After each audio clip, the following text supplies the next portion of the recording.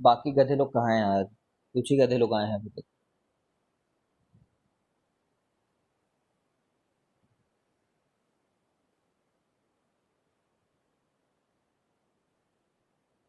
Good evening आज तो।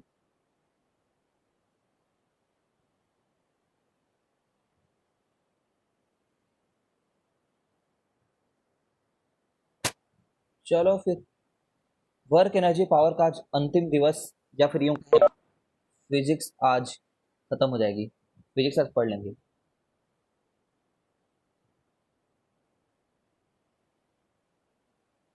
Are you guys excited?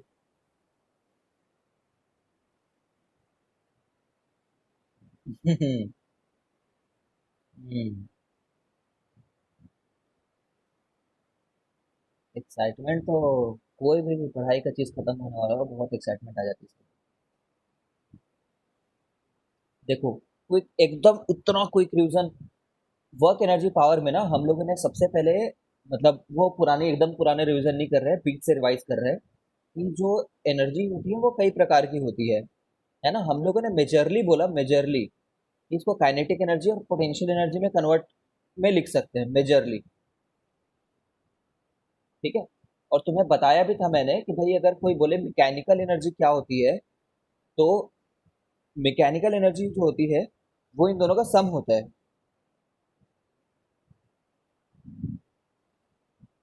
Kinetic energy plus potential energy, है ना। जो पोटेंशियल एनर्जी हम लोग को इस बार पढ़ना है वो ग्रेविटेशनल पोटेंशियल एनर्जी पढ़ना है। ग्रेविटेशनल पोटेंशियल एनर्जी पढ़ना है, इसका डेरिवेशन याद नहीं रखना है कि ग्रेविटेशनल पोटेंशियल एनर्जी क्या होता है, बट ये होता है mgh है, ये बात याद रखना है। ठीक है। ग्रेविटेशनल पोटेंशियल एनर्जी कितना होता है? mgh, ये होता है। और काइनेटिक एनर्जी कितना होता है? हाफ एम वी स्क्वायर, ये बात याद रखना है। ठीक है, इतना सबको याद है तो आगे बढ़ते हैं।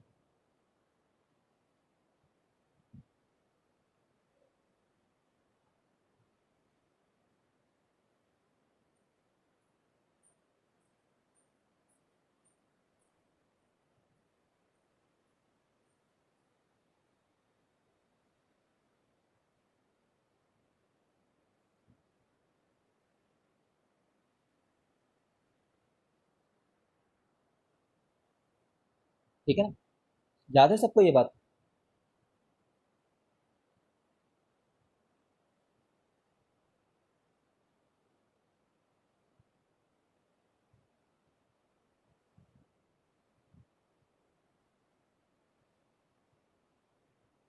ये बात याद है कि kinetic energy half M V square होता था, पोटेंशियल एनर्जी mgh होता था।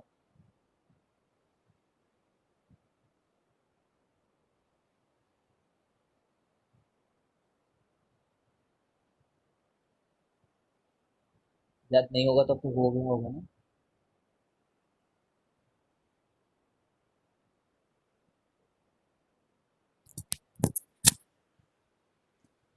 आवाज नहीं आ रही क्या तुम लोग को?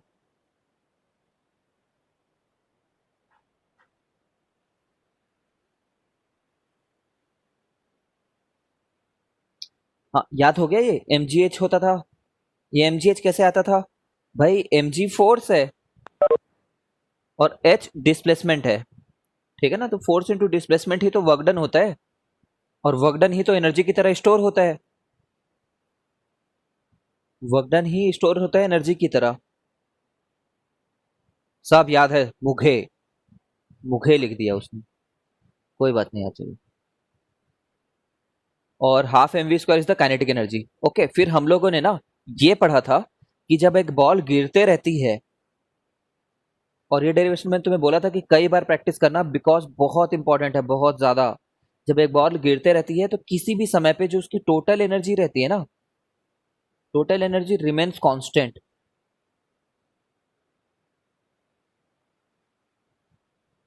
ठीक है, ये बोला था हमने। अब तुम्हें याद, ये बोला है क्या कि काइनेटिक एनर्जी रिमेन्स कांस्टेंट? नहीं, काइनेटिक एनर्जी रिमेन्स कांस्टेंट नहीं बोला है। जब ये नीचे गिर रहा है तो इसकी काइनेटिक एनर्जी तो बढ़ते जा रही है ना, एज बॉल फॉल्स, जैसे जैसे वो गिरता है, इट्स के इंक्रीजेस। समझ रहे हो? के ही बढ़ता है, नीचे आता जाता है, स्पीड बढ़ता जाता है तो काइनेटिक एनर्जी बढ़ती है। पोटेंशियल एनर्जी तो कम होती है ना, एमजीएच में हाइट कम हो जा रहा है, समझ रहे हो क्या? ये हाइट पहले बहुत बड़ा हाइट था, फिर छोटा सा हाइट हो गया, फिर ऑलमोस्ट जीरो हाइट हो गया, हाइट लगभग जीरो हो गई है। ठीक है, तो पोटेंशियल एनर्जी डिक्रीजेस बट जो टोटल एनर्जी है, ठीक है, वो कांस्टेंट रहता है।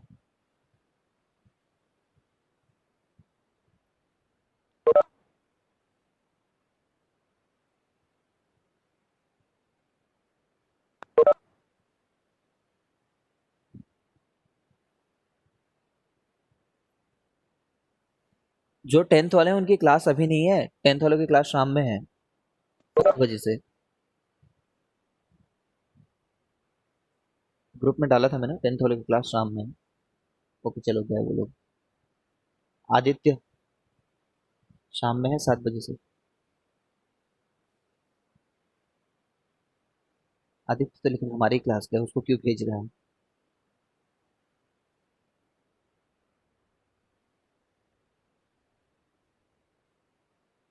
खैर छोड़ो। तो सुनो, ये क्वेश्चन पूछते हैं ना, इसलिए मैं इतना इसमें स्ट्रेस दे रहा हूँ। ठीक है, और हर बार कितनी वैल्यू आती थी अगर तुम्हें याद हो तो? अच्छा, ये जो मैकेनिकल एनर्जी है ना, इसी को हम लोग अपने चैप्टर में टोटल एनर्जी के नाम से जानेंगे। ठीक है, मैकेनिकल एनर्जी नहीं लिखेंगे एग्जाम में, टोटल एनर्जी लिखेंगे। ठीक है, तो टोटल एनर्जी रिमेन्स कांस्टेंट। ठीक है, जो मैकेनिकल एनर्जी वही हमारे लिए यहाँ पे टोटल एनर्जी है। क्यों टोटल एनर्जी ही मैकेनिकल एनर्जी है? क्योंकि कोई प्रकार का साउंड नहीं आ रहा है, ना कोई प्रकार का हीट है, समझ रहे हो ना, कोई प्रकार की लाइट चमक रही है वहां पे, इसलिए हम लोग टोटल एनर्जी के ई प्लस पी बोल रहे हैं। अदरवाइज के E plus P plus sound energy plus light energy plus heat energy plus radiation energy plus nuclear energy plus chemical energy, वो सब बोलते हैं। ठीक है, तो टोटल एनर्जी रिमेन्स कांस्टेंट कितनी वैल्यू आती है, कोई बता पाएगा? हर बार ये टोटल एमजीएच के बराबर आ रहा था। जितना शुरुआत में टोटल एनर्जी था, उतना ही हर समय टोटल एनर्जी है। ठीक है ना, और शुरुआत में के ई प्लस पी। ठीक है, याद होगा तो मैं एकदम क्विकली मैं कराता हूँ यार ये वाले पार्ट को, बिकॉज तुम भूल चुके हो लग रहा है मेरे को। देखना एकदम क्विकली। जब एकदम टॉप में था तो रेस्ट में था, जब वो गिरना शुरू होगा तब रेस्ट में तो नहीं रहेगा। ठीक है, और एकदम जस्ट गिरने से जस्ट पहले देखते हैं, इस चीज को याद रखना। ठीक है, तो यहाँ पे स्पीड तो जीरो थी, यहाँ पे बट कुछ है। और ये हाइट कितना है? अगर ये एच गिर गया तो ये एच माइनस एच है ना? और ये कितना है? ये तो एच ही हुआ है ना। अब देखो यहाँ पे क्या लिखते थे, के E plus P. Total energy तो हमेशा यही है ना, टोटल एनर्जी तो हमेशा के ई प्लस पी है। अब के ई पहले जीरो है और पोटेंशियल एनर्जी है एम जी कैपिटल एच, तो दोनों का सम कितना आ गया? M G H. ठीक है ना। अब यहाँ पे देखो, यहाँ पे के ई प्लस पी लिखना चाह रहे हैं, तो हाँ यहाँ पे तो कुछ स्पीड है इसकी, कोई वॉल की स्पीड है वी, तो यहाँ पे half M V square plus M G. और हाइट कहाँ से देखते हैं? हमेशा ग्राउंड से देखते हैं हाइट को, ऊपर से नहीं देखते, ग्राउंड से देखते हैं हाइट को। ठीक है, तो एम जी एच लिख देंगे। लेकिन जो वी स्क्वायर होता है वो you square plus to ji H भी तो होता है, जिसमें यू कितना है? जीरो है।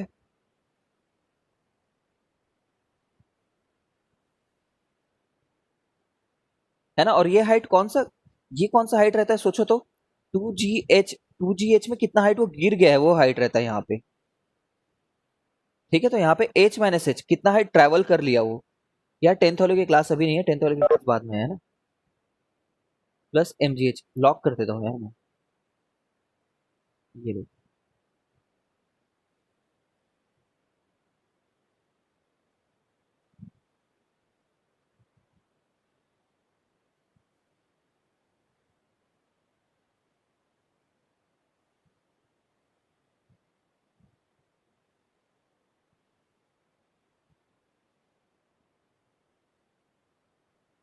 ठीक है, देखो V square equal to U square plus two H में कितनी दूरी वो ट्रैवल कर चुका है वो रहता है, और एम जी एच में जमीन से हाइट रहती है।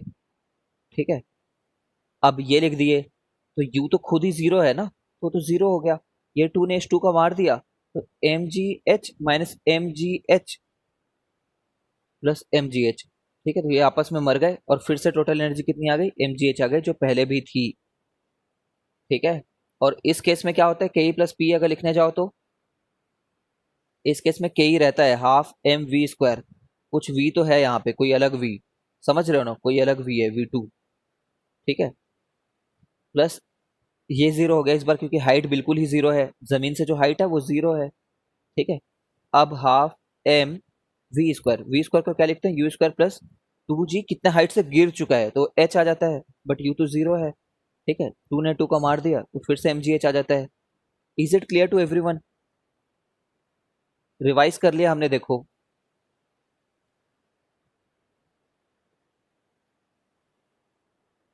क्लियर है, टोटल एनर्जी रिमेन्स कांस्टेंट करके। अच्छा, जो अच्छे स्टूडेंट है ओलंपियाड के हिसाब से सोचते हैं, वो एक वर्ड सुनो, ओलंपियाड के हिसाब से टोटल एनर्जी रिमेन्स कांस्टेंट को हम लोग एक और वर्ड बोलते हैं, can you tell me the word, और एक और क्या वर्ड बोलते हैं? टोटल एनर्जी रिमेन्स कंजर्व्ड बोलते हैं, और कहने का बस अलग तरीका है, total energy remains conserved, conserved मतलब कंजर्वेशन करते हैं ना हम लोग, किसी चीज का बचा के रखते हैं, है ना, टोटल एनर्जी कंजर्व है, बदल नहीं रही है, उतनी ही है। देयरफॉर इस चीज के चलते, इस चीज के चलते gravitation is also called as,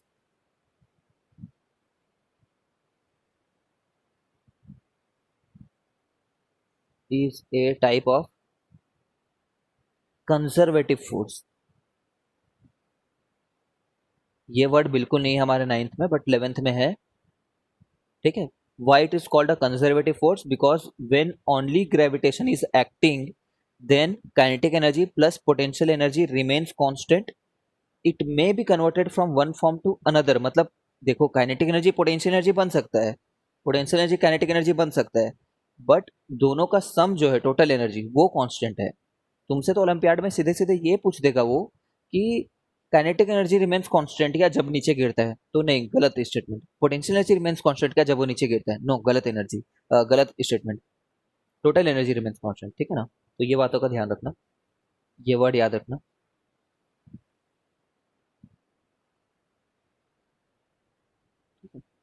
चलो, अब इसके बाद में हमने ना लास्ट क्लास को एंड किया था इस बात पे कि हम लोग वर्क एनर्जी थ्योरम पढ़ रहे हैं करके। देखो, work energy theorem,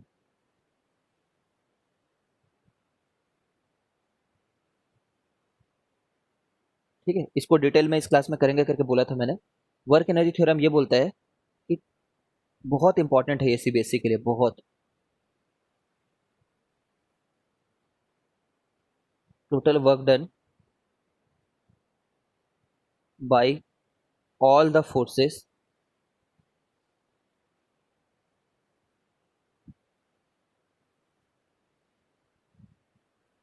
is equal to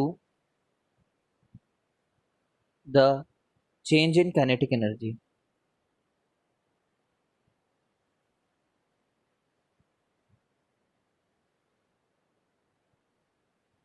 of object। मतलब इसमें जितने भी लोग वर्क करें एक फोर्स, एक किसी भी ऑब्जेक्ट के ऊपर में, तो वो टोटल उसका सम, टोटल उसका इफेक्ट ये होता है कि काइनेटिक एनर्जी कितनी बदली है उसकी। जैसे कि मैंने बोला भी था तुम लोग को कि अगर कोई F1 फोर्स काम कर रहा हो, कोई F2 फोर्स काम कर रहा हो, कोई F3 फोर्स काम कर रहा हो, और पहले इसकी एनर्जी यू रही हो, मतलब वेलोसिटी यू रही हो, इसका मास m रहा हो, तो थोड़ी देर में, है ना, थोड़ी देर में ये क्या होगा, इसकी जो स्पीड है वो v हो जाएगी, ठीक है। तो हम लोग क्या बोलते हैं, देखो, हम लोग एफ नेट जो होता है, असली में एफ नेट क्या है सोचो, असली में एफ नेट है F1 plus F2 plus F3, ठीक है। अगर मान लो इतने समय में, एक सेकंड के लिए मान लो इतने समय में हमारा s डिस्प्लेसमेंट हो जाता है,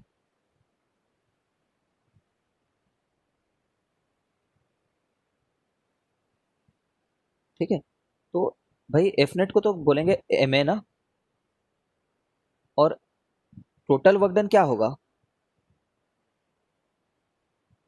कितने लोग समझते हो कि टोटल वर्क डन जो होगा वो एफ नेट इंटू डिस्प्लेसमेंट होगा, मतलब m इंटू ए इंटू एस होगा, क्योंकि देखो ना यार, तुम टोटल वर्क को क्या बोलते, तुम टोटल वर्क को ऐसे बोलना चाहते, total work equal to work done by force 1 plus work done by force 2 plus work done by force 3, है ना। सबने कितना कितना काम किया उसी का सम ही तो टोटल वर्क होगा। अब वर्क डन बाई फोर्स 1 क्या होता, F1 into S. Work done by force 2 कितना होता, F2 into S. Work done by force 3 कितना होता, F3 इंटू एस, है ना भाई। एस को कॉमन ले लो,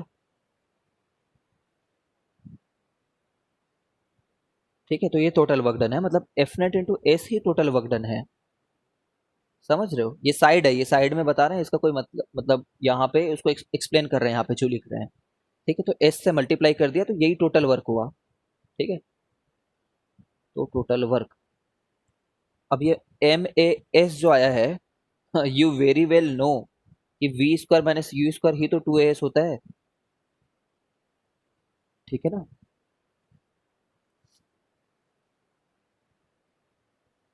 तो यहाँ पे as की जगह मैं ना ये लिख रहा हूँ, as की जगह में, एज नहीं है ये, a इंटू एस है। V square minus U square upon 2 चलेगा। तो m इंटू एस की जगह में लिख रहे हैं V square minus U square upon 2, ठीक है। तो ये तो ऐसा हो गया ना, तो half M V square minus half M V square हो गया, मतलब चेंज इन काइनेटिक एनर्जी। समझ गए हो क्या डेरिवेशन।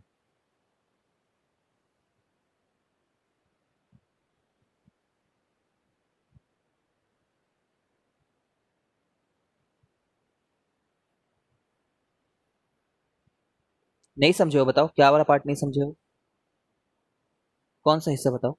फील नहीं आ रही है या फिर कोई स्टेप समझ में नहीं आया, सर कौन सा स्टेप समझ में नहीं आया बताओ। F3 नेगेटिव होगा ना, हाँ F3 नेगेटिव है, उसका वर्क डन नेगेटिव है। नेगेटिव क्यों नहीं लिखे हो बोल रहे हो, एक मिनट रुकना।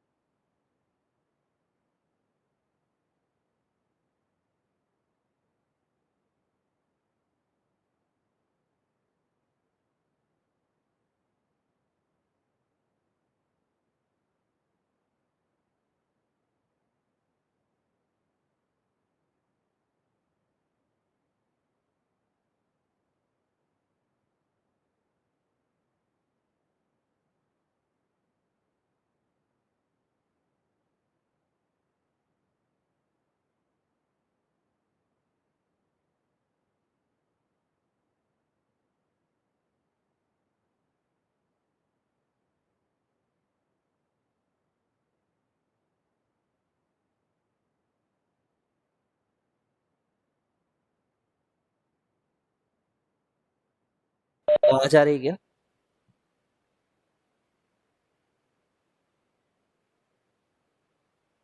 ठीक है, देखो छाया तुम सही बोल रही हो, 100% तुम्हारा बात सही है। यहाँ पे इसको माइनस लिखेंगे, मैं देखो जब हम लोग वो करते हैं ना, क्या बोलना चाहिए, अभी तुम पढ़े नहीं हो वैसे, वेक्टर नोटेशन जब लिखते हैं वेक्टर के फॉर्म में, ठीक है, अभी उतना पढ़े नहीं हो उस चीज को, तो वो ऐसे प्लस करके लिख दिया रहता है, क्योंकि हमें पता है कि जब F3 की वैल्यू जब मैं डालूंगा ना, तो यहाँ पे मैं -10 डाल दूंगा। समझ रही हो कि F3 की वैल्यू जो है वो -10 डाल देंगे। अगर तुम पहले ही माइनस लिख रखे हो, तो जैसे मान लो अगर मैं ऐसे लिखा होता -F3, तो मैं F3 की वैल्यू 10 डालता ताकि आखिर में -10 जैसा ही दिखे, ठीक है। तो तुम जो बोल रही हो करेक्ट है, वो माइनस लिखेंगे। चलो अगर तुम्हें प्रॉब्लम हो रही है मैं माइनस लिख देता हूँ, कोई दिक्कत नहीं।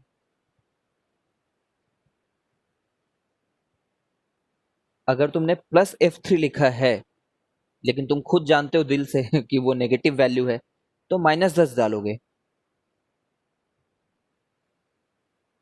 ठीक है। अब सही है। एफ नेट तो है भी यही ना, एफ नेट है भी यही, तो एफ नेट यही लिखा है हमने। शायद तुम्हारा प्रॉब्लम क्लियर हो गया क्या।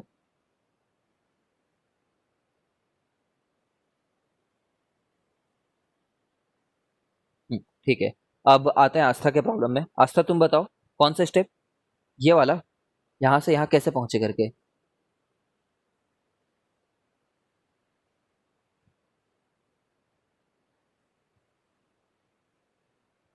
ठीक है, तो अरे तो हाफ को बाहर ले आए ना, इसमें प्रॉब्लम क्या है तुम्हें?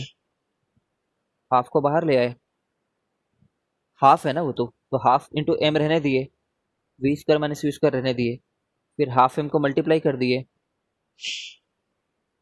तो half M V square minus half M U square, इसी को तो चेंज इन काइनेटिक एनर्जी बोलते हैं ना।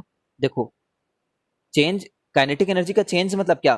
Kinetic energy final minus kinetic energy initial, के ई फाइनल माइनस के ई इनिशियल।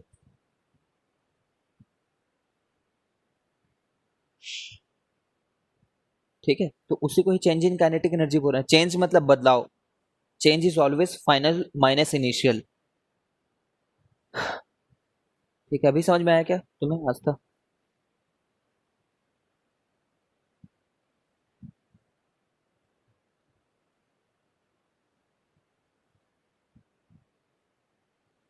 ठीक है, चलो और किसी को? छोटा सा 3 लाइन का डेरिवेशन है, इतना ही डेरिवेशन है इसका बस, बाकी तो हमारा ज्ञान है ये इधर। एक क्वेश्चन करते हैं तो तुम्हें इसका एप्लीकेशन समझ में आएगा फिर। ठीक है, ये देखो एक क्वेश्चन,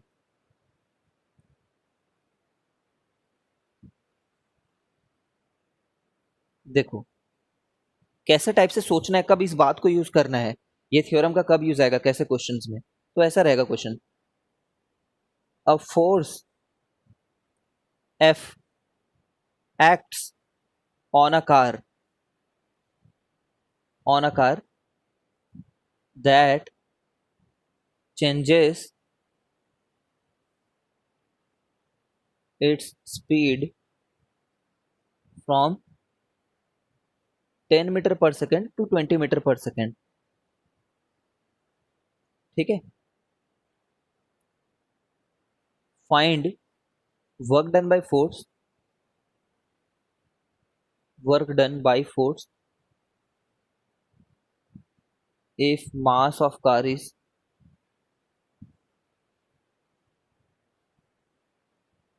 500 kg।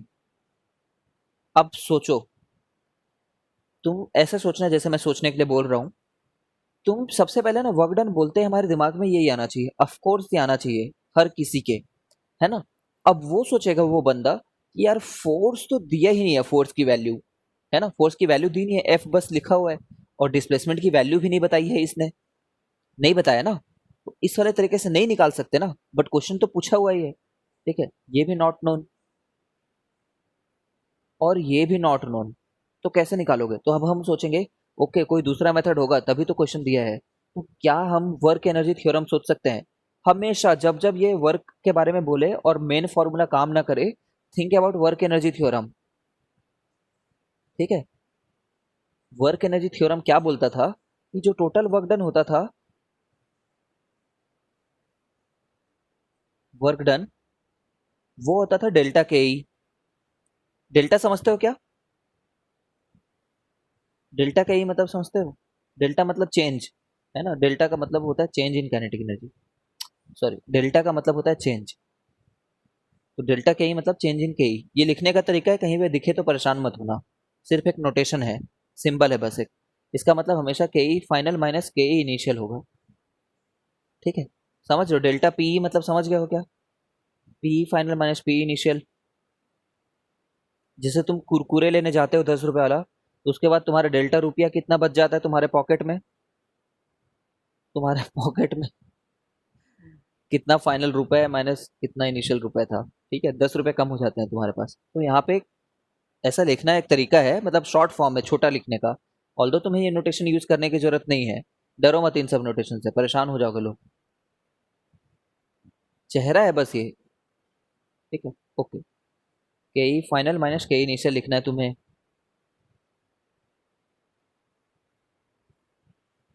ठीक है, तो half M V square minus half M U square लिखना है तुम्हें। ठीक है, हाफ एम मास दे रखा है, ओके 500। फाइनल वेलोसिटी कितनी है? फाइनल वेलोसिटी 20 है ना, वो फाइनल है, हाफ एम यू स्क्वायर। ठीक है, तो हाफ इंटू 500, समझ रहे हो, 400 माइनस 100 कॉमन ले लिया मैंने। ठीक है ना, तो 500 का हाफ कर देते हैं, 250 हो गया, ये इसको कट कर दिया इस वाले चीज को ऐसे, और यहाँ पे 300 है ही, ठीक है ना। 75,000 जूल। समझ गए कि किस कैसे जगह पे इस क्वेश्चन को यूज करना है? जब फोर्स का फॉर्मूला ना दिया हो, जब डिस्प्लेसमेंट की वैल्यू ना दी हो, ठीक है ना।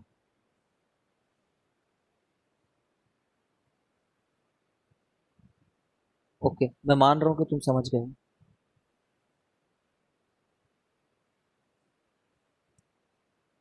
ओके, ये क्वेश्चन को देखो चलो। जैसे मान लो तुम्हारे पास एक बंदूक है, मान लेते हैं, ठीक है। एक बंदूक हो, तुम मान लो एक फ्रीडम फाइटर हो, फ्रीडम फाइटर के हाथ में बंदूक। अब यहां से तुमने बंदूक से गोली चलाई,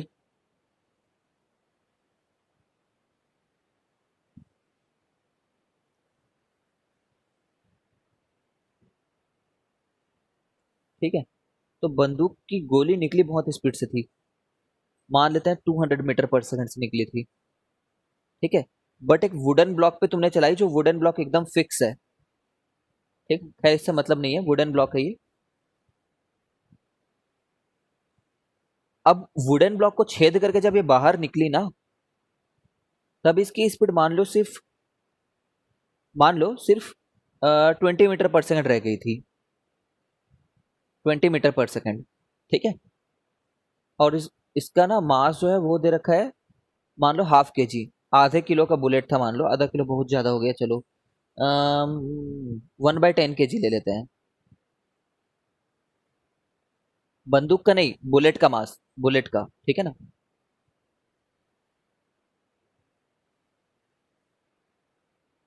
ओके, तो अब मैं पूछना चाह रहा हूँ क्वेश्चन में कि what is the work done by block,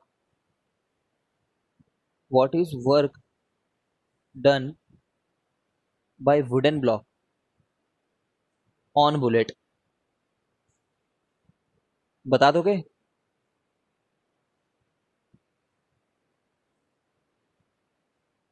कोशिश करो, वर्क एनर्जी थ्योरम ट्राई करो।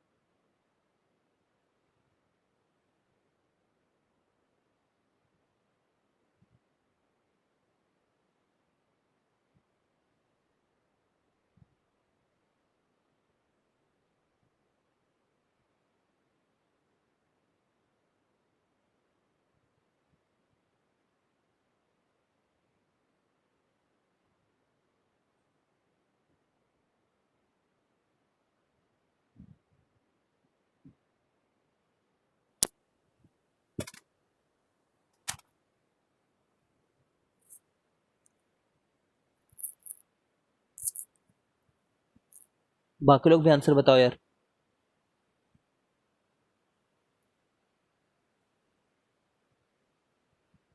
आंसर पहले बात माइनस में आएगा, माइनस में लिखना होगा तुम्हें।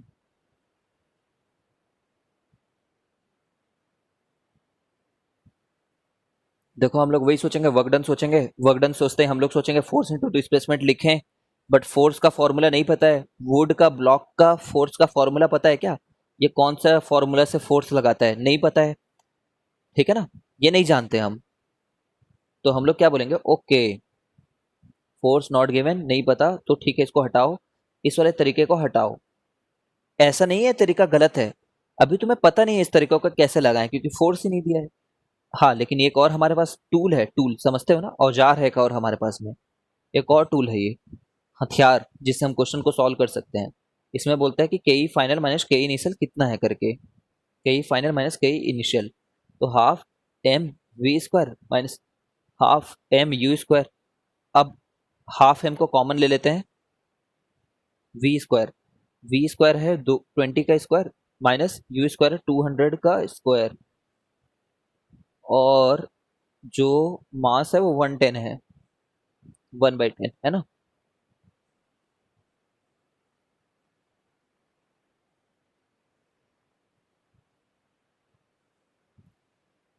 मेरा कैसे ज्यादा आ रहा है भाई तुमसे, कि सेम आ रहा है क्या?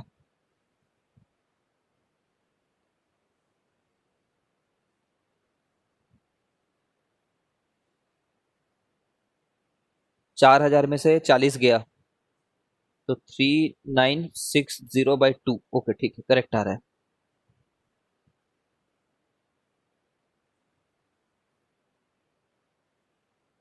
ओके ठीक है ना, ये आंसर है। Good students, I am very proud of you. सीख गए हैं क्या इस चीज को?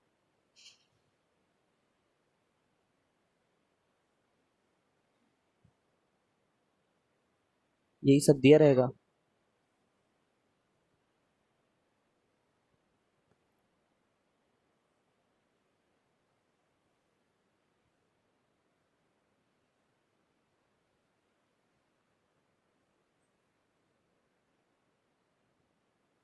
अब आते हैं हम पावर पे। देखो, पावर जो है ना, वो फिजिक्स में ऐसे डिफाइन होती है, पहले भी पढ़ा होगा। पावर जो है वो रेट ऑफ डूइंग वर्क है। Power is defined as rate of doing work. सुना है क्या, क्या है पहले कभी डेफिनेशन में?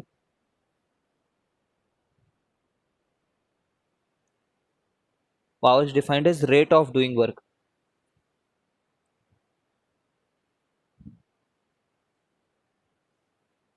ठीक है ना। रेट वर्ड तो सुने होगे। रेट वर्ड मैंने तुम्हें कभी बताया, जब भी रेट आता है तो जिस चीज का रेट बता रहे हैं, ठीक है, तो जब जब रेट आएगा तो one of time, one upon time कर देते हैं, है ना। रेट मतलब दर, हिंदी में बोले तो किस दर से काम कर रहा है। ठीक है, तो रेट का मतलब होता है 1/टाइम कर देना। जैसे कि अभी रेट ऑफ डूइंग वर्क बोला है, जैसे रेट ऑफ डूइंग वर्क बोला है, तो हम क्या करेंगे, वर्क अपॉन टाइम कर देंगे। समझ रहे हो? अच्छा, ये क्या होता है बताओगे मेरे को? Rate of change of momentum, ये क्या चीज होता है? मोमेंटम माइनस मोमेंटम, ये तो change of moment, rate of क्या, चेंज ऑफ मोमेंटम, है ना। तो चेंज ऑफ मोमेंटम लिखा अपॉन टाइम, क्योंकि रेट लिखा हुआ है। देखो, चेंज ऑफ मोमेंटम बोला है ना, तो चेंज ऑफ मोमेंटम लिखा, उसके नीचे रेट लिख दिया। रेट मतलब टाइम। ये क्या चीज होता है? What is this thing?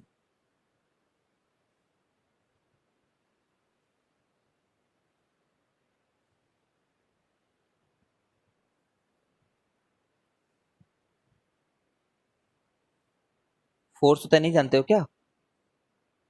Force है ना ये तो, हाँ। फोर्स है, फोर्स है। Rate of change of momentum force है। सिर्फ चेंज ऑफ मोमेंटम इम्पल्स है। चेंज ऑफ मोमेंटम जो है वो इम्पल्स होता है। रेट ऑफ, रेट तो डिवाइडेड बाय टाइम अलग चीज हो गई वो। Change of momentum equal to impulse.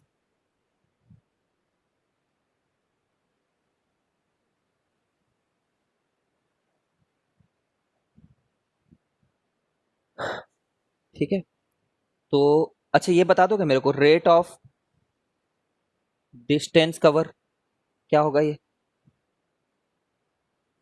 इसका क्या नाम दूंगा मैं फिजिक्स में? रेट ऑफ क्या? Distance cover. डिस्टेंस लिख दो पहले तो, और रेट बोला उसका। हाँ ठीक, एग्जैक्टली, गुड। ठीक है, तो रेट मतलब होता है डिवाइडेड बाय टाइम, कुल मिलाकर के। अभी कुल मिलाकर के ये बोला गया कि पावर जो है वो रेट है किसी चीज का, क्या चीज का? वर्क का। तो वर्क अपॉन टाइम कर देंगे। और हम लोग जानते हैं कि वर्क एंड एनर्जी तो एक ही बात है, वर्क और एनर्जी एक ही बात है। एनर्जी रहती तभी वर्क कर पाते हैं, इंटर कन्वर्टेबल है। एनर्जी को वर्क में कन्वर्ट कर सकते हैं, वर्क को एनर्जी में कन्वर्ट कर सकते हैं। ठीक है, तो दोनों तरीके से हम देख सकते हैं इसको।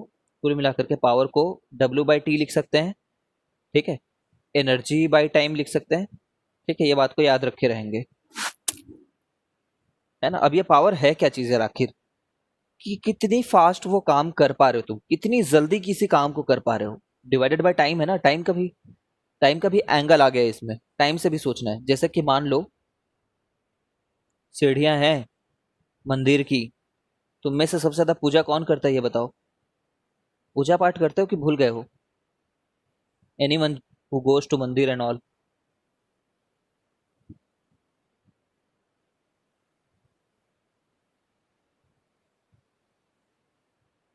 कोई भी पूजा करता है कि सब नास्तिक हो?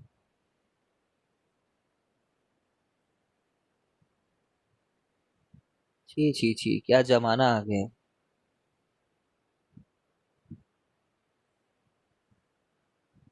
हम्म, देखो, करते हैं सर पूजा। ये पूजा क्या करती है छाया? पोछा करती क्या?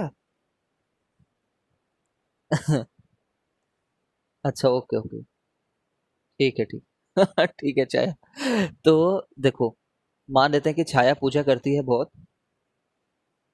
ठीक है? छाया भी पूजा करती है और आदित्य भी पूजा करता है, ठीक है। दोनों मंदिरों की सीढ़ियों में चढ़ते हैं और चढ़ के उतर जाते हैं, ठीक है। खाली पीली छत पे चढ़ूं झट से उतर जाऊं, सुने हो क्या?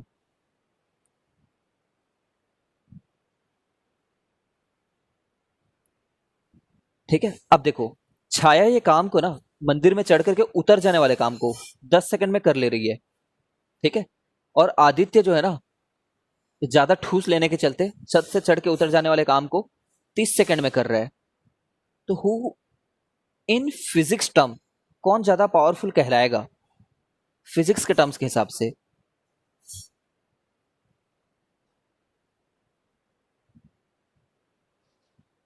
ठीक है, छाया इज मोर पावरफुल फिजिक्स के हिसाब से, क्योंकि काम तो दोनों उतना ही कर रहे हैं, ठीक है, फिजिक्स के हिसाब से। अब देखो, डे टू डे लाइफ में हम लोग पावरफुल किसको बोलते हैं यार? डे टू डे लाइफ में ना हम लोग ऐसा बोल देते हैं, जो ज्यादा मस्कुलर है उसको पावरफुल बोलते हैं, बट फिजिक्स के हिसाब से सोचना हमको। Physics wise Chhaya is more powerful than Aditya.